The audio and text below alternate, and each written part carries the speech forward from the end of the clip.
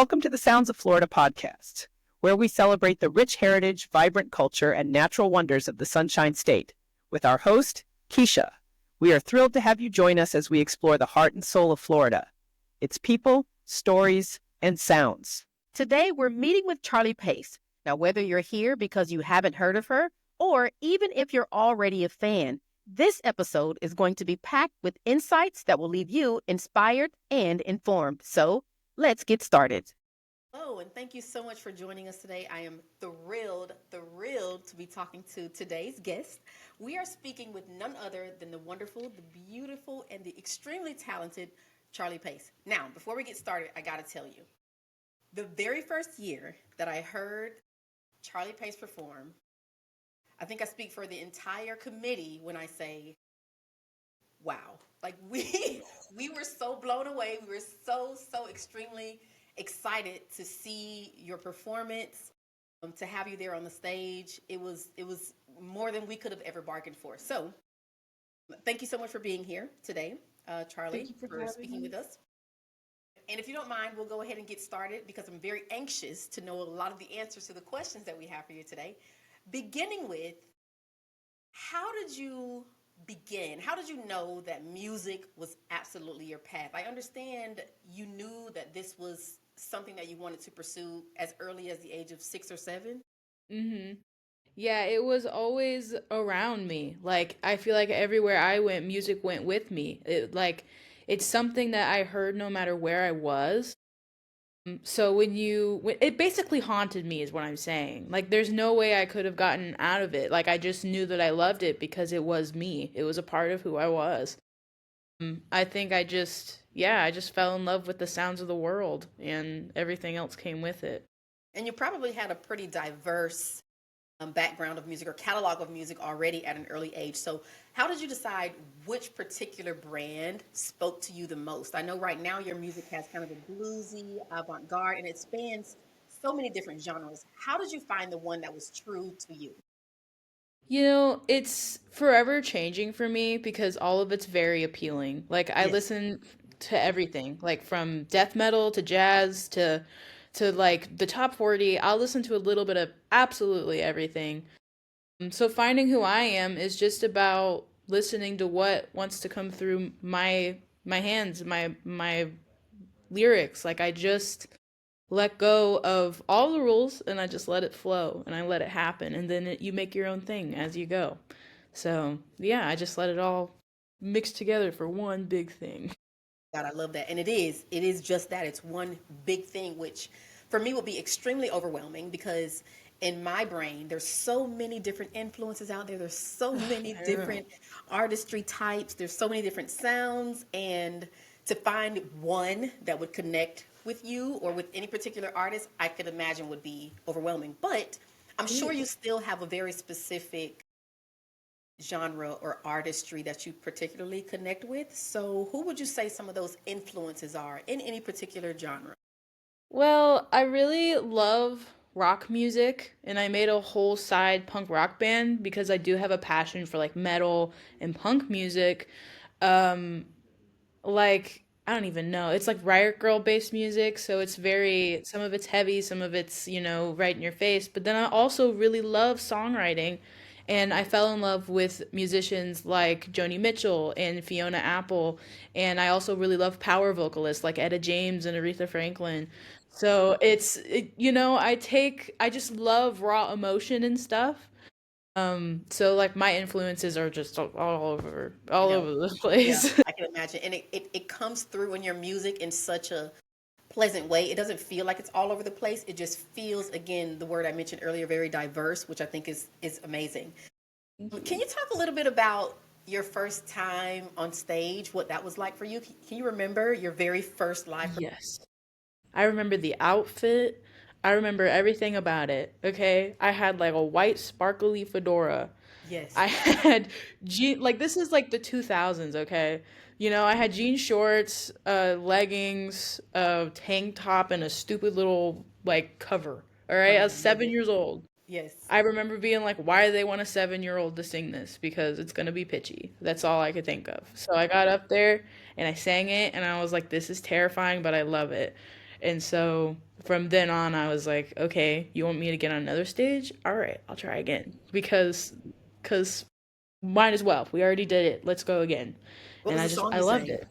I fell in love with it. It's so fun. There's nothing What was like this? it. Do you remember the song? What was the first song? The national anthem. Very Always nice. start with the hardest song. There you go. There's no going downhill from there. That's the Very hardest one. smart. What about it do you think? This may be kind of a hard question, but what about it, as terrifying as it is, what about it is the most exciting for you? When you're on stage, you're in the moment, you're performing, you're belting out the tunes, you're dancing, you're doing that favorite hair thing that I love to see you do. What about those performances resonate with you the most? What's your favorite part about the stage, the presence, the moment? Yeah. Um, for me, it's like I'm when I'm off the stage, I'm kind of soft spoken and don't let the hair fool you. I'm not a very extroverted person. So when I get on a stage, it's like my personality and the whole other person just gets to crank all the way up. I just get to be as entertaining and as fun as I get to be. And it's my one time I get to let go.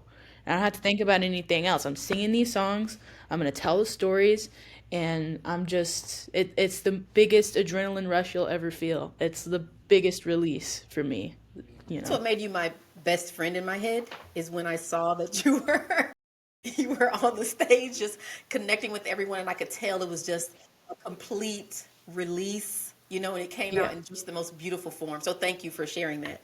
Well, thank you for listening. It. So blues music, as you just mentioned, is often rooted with like raw emotion and a lot of storytelling. Hmm. While the avant-garde style that you are very familiar with is known for kind of more pushing boundaries, kind of going to the edge. How do you balance these two opposite approaches in your music? That's an awesome question. It's for me, the blues and the avant-garde, like it's they're telling sometimes even the same story, or it's just a different way of saying it. And I find it interesting that the avant-garde isn't so obvious, whereas the blues is obvious. They're going to tell you what it's about. Lost my baby, lost my dog. Like, but the avant-garde paints a bigger picture and you have to look for the fine print. And that's what I enjoy both of those things because it's the obvious and the not obvious that I just love combining together because it makes you think because it could mean many things. So, yeah, I balance both of those like this. Yeah, I love that. Now, with the avant-garde specifically, do you see it as a form of creative freedom or self-expression that complements your more traditional roots in blues? Absolutely. Yeah.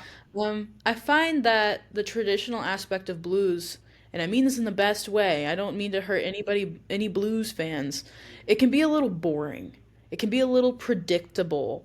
And so when I add the avant-garde aspect of it, it could be like, oh, I've heard this before, but this is a little different. Mm. It gives you a new spin on old things. And that's what I like about it. It's just, it changes more than blues does, which I think blues needs to change with the times. Because the 1-4-5 progression is super fun, when you hear it a couple times. But I don't know, we need a little flavor. We need a little something, It's always We don't good. need the same guy in a blues jacket with a pair of sunglasses, like let's make it fun again. Yeah. And I think that's what you do with it. I love the seasoning that you add to, the traditional bluesy tune, if you will. So, how do you prepare mentally or emotionally for your live performances? Do you have a certain ritual that you go to, something that you have to do before you get on stage to prepare? For the bigger stuff, well, for anything, I always pretend like I'm on a stage when I'm off a stage. So either it be in the car or whenever I'm home, before I get up, I will put headphones on, like my favorite music, and I will pretend like I'm performing it, just to get myself like I perform the same way in my room that I do outside because I like to I act out how I'm going to do things, which sounds crazy and it looks crazy on the outside if you were to see me warming up. But my ritual is just to like be in that mindset of I'm about to make the switch. over to performing.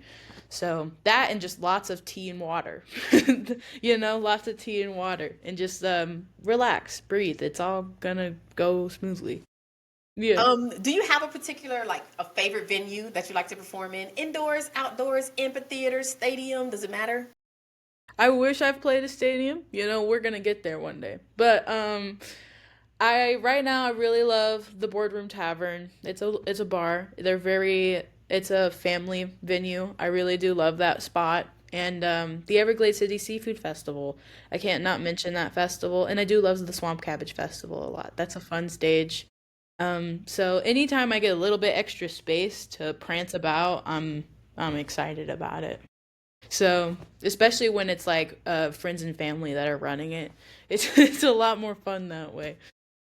So yeah.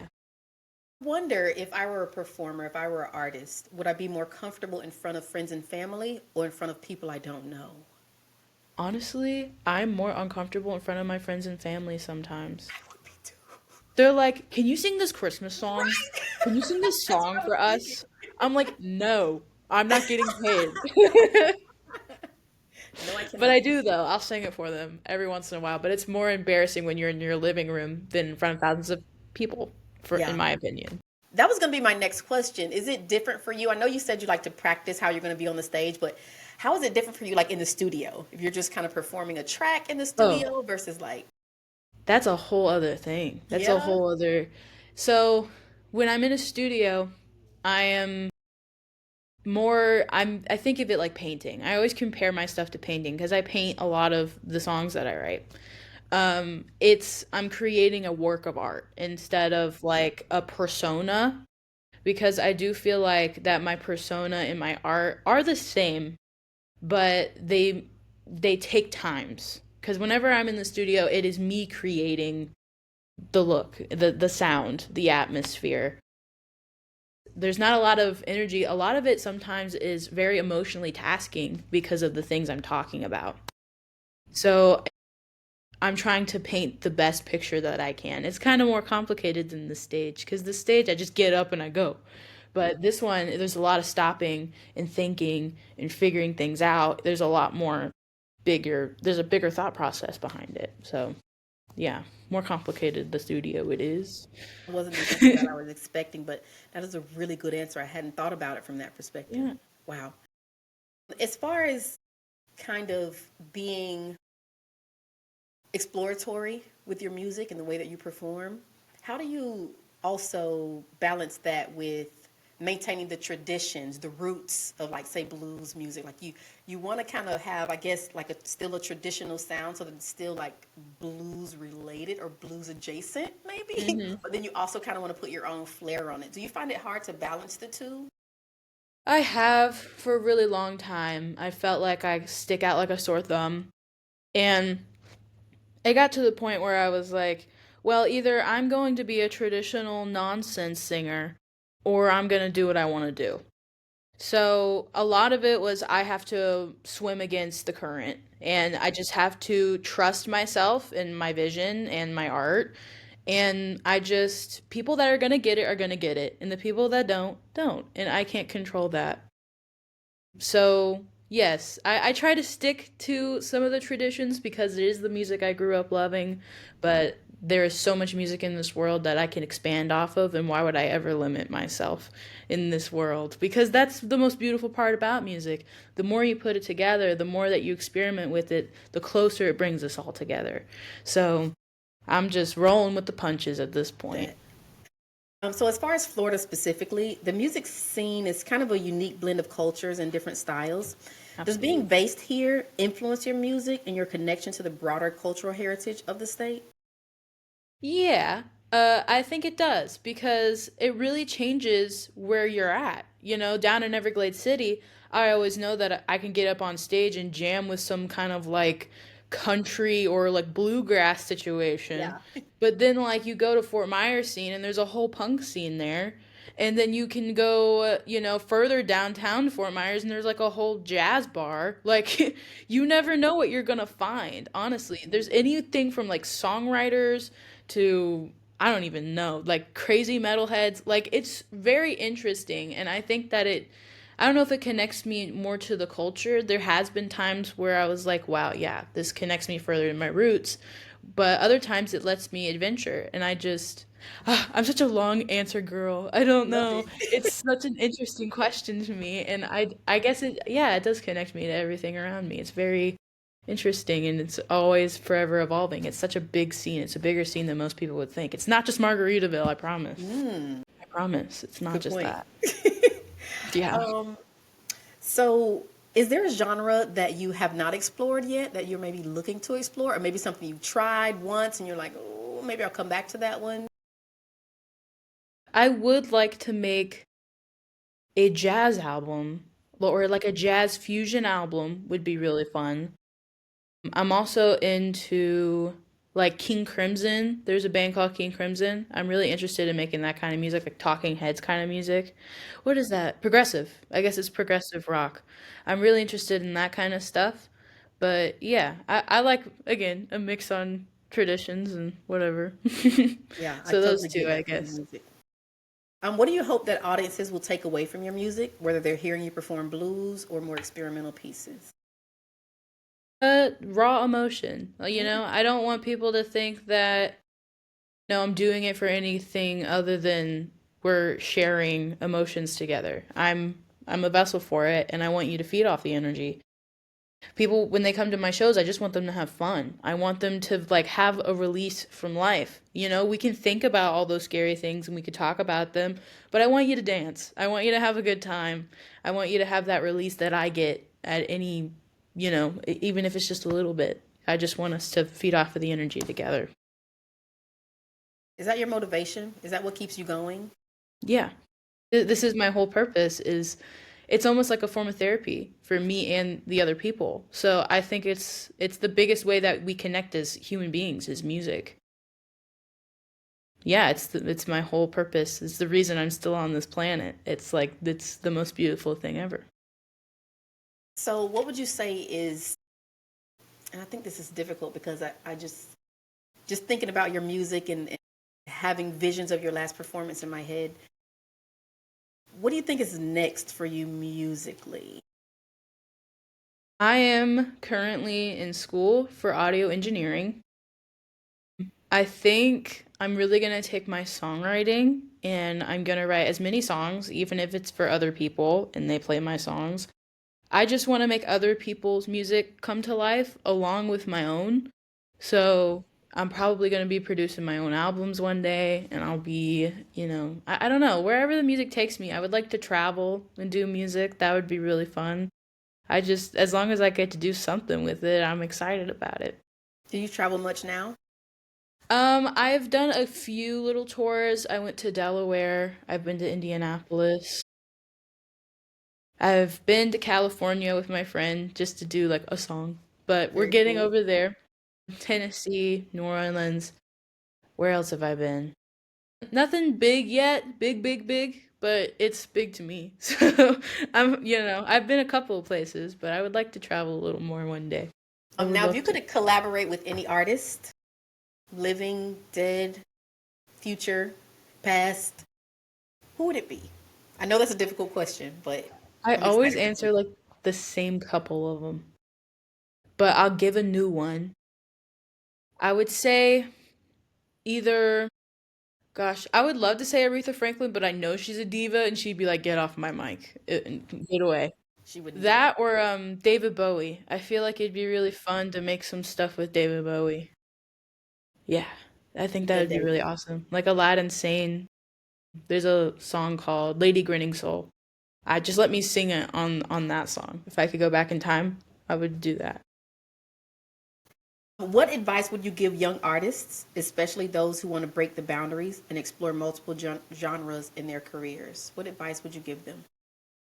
Um, no matter where you're coming from, big city, little town, don't let people, don't let the other people really tame you. Especially you might be thinking of what they may be thinking. They're gonna think you're crazy either way, okay? So like just chase it. Just trust yourself in this process. It's a crazy thing. Put down the phone because there's too many influences on there. Yes, please be on the internet, but Also, find who you are. Don't copy and paste what you've seen. Try and find who you are, what your voice is, and what you want to represent. Yes, you might have favorite artists, but I say, paint your own path, find your own way, and stick to it. Stick to your guns. It's a really rough road, honestly, but if you're tough enough, it's very rewarding. It's one of the most rewarding things I've ever experienced. I've ever had the pleasure to experience. So I'd say just stick with it and keep your eyes on the prize. Would you say that you have a big network around you that also keeps you kind of motivated and uplifted, and even through the tough times, like there's somebody there in your circle that kind of pulls you up in those times when you just want to slowly like fall down the wall, Absolutely. Absolutely. That would be definitely my Nana, my pops, and my boyfriend Wesley. And all of my family is very supporting. And I do struggle with mental health. It's one of the biggest trials I've had in my life. Same. Is my mental health, because this stuff, believe it or not, a lot of the people that are in it aren't exactly the most mentally, figured out people. It's because we're figuring ourselves out through it. And it can be sometimes a painful process, and it's good having a really good support group. So yeah, definitely those people that I've mentioned, they've kept me going strong, and I love all of them. Thanks, guys. I know y'all are going to listen. So important to surround yourself with positivity. Yes. Speaking of positivity, you are going to be performing again with us at the Swamp Cabbage Festival on Sunday, February 23rd at 11:30 a.m. What can we expect from this next performance? A couple of new songs that nobody has heard from my next album. Fingers crossed. Maybe possibly some horns with that. We're working on it. And some kind of weird outfit. Definitely that. So we know we're going to bring the style. We're going to have the vocals on deck, obviously, and possibly some horns. I cannot wait. It'll be very fun. I'm very excited. I know, and I cannot wait. I'm so excited that you decided to do this with us today. And we are so excited and looking forward to seeing you again in February. So thank you again. Thank you. All right, everybody, give it up for Charlie Pace. We'll see you in February. See ya. If you're enjoying this episode, don't forget to subscribe to the Sounds of Florida on your favorite platform. You can also follow us on social media for bonus content, behind-the-scenes updates, and more. Got a question or a topic you'd like us to cover? Send us a message. We'd love to hear from you. That's it for today's episode of The Sounds of Florida. Thanks for tuning in and spending your time with us. If you found value in today's conversation, share it with a friend or on social media. We'd greatly appreciate it. And don't forget to join us next time, where we'll be diving into our next featured artist. Until then, take care and keep listening to The Sounds of Florida. This episode was sponsored in part by Florida Power and Light and the County Tourism.